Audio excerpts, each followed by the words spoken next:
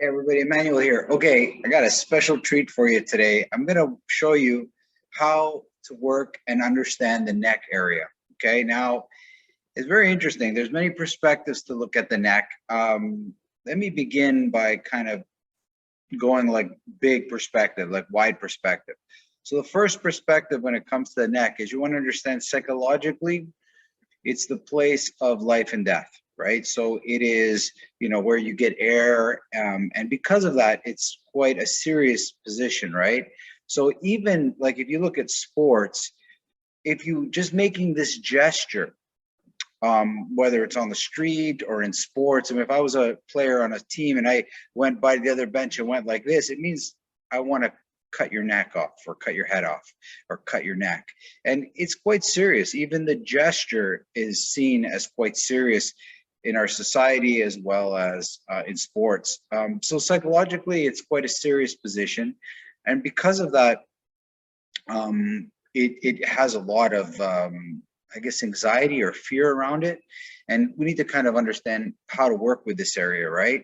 Now, the other part we have is most of us had a few experiences where we've choked on something.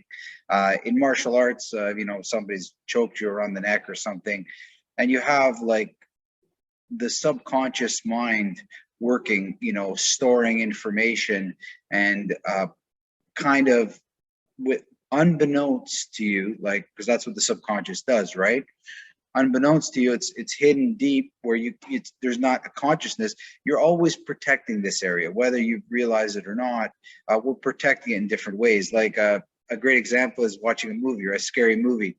You see people kind of like as the tension grows in the movie, you see the shoulders come up, the chin comes down, the hands come up. And it's all in an effort to protect this area because it's quite vulnerable on its own, right? So the mere fact of our shoulders coming up can protect the neck enough so that you can at least breathe, right? So I don't want it to go too much on this. It's not the psychology class, but just so you understand, this area has a lot with it, like the psychosomatic effect of this area, right? So it has memories, it has all kinds of stuff, but I'm going to show you how to work from it. And because a lot of movements that come can come in the neck. So we're talking about from the neck. I look at the neck and kind of like the waist or this as kind of very similar in many ways. So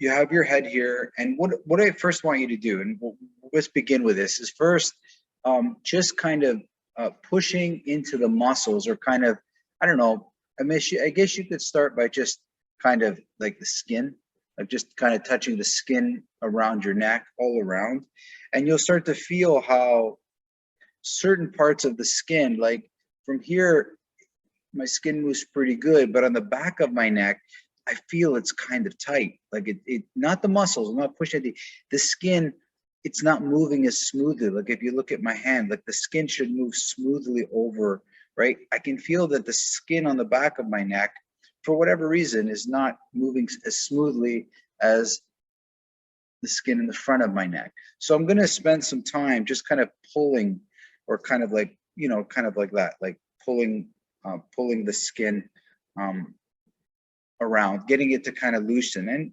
you could look at it like fascial, right? Try not to get into the muscles, but try to stick into